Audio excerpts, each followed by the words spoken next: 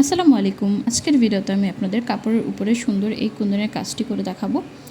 এর জন্য প্রথমেই আমরা কাপড়কে ফ্রেমে আটকে নিয়েছি, তারপর একটুখানি আঠা দিয়ে একটা পাতি আর তার উপরে একটা পার্লের মতো কুন্দন বসিয়ে দিয়েছি। আমি এখানে B6000 আঠাটা ইউজ করেছি। আপনারা চাইলে এখানে ফেব্রিক গ্লু ইউজ করতে পারেন, তবে কুন্দন লাগানোর ক্ষেত্রে B6000 আঠাটাই সবথেকে বেস্ট হয়। আমি এখানে পাতা শেপের হোয়াইট কালারের কুন্দন নিয়েছি। আপনারা চাইলে এটা যে কোনো কালার চেঞ্জ করতে পারেন।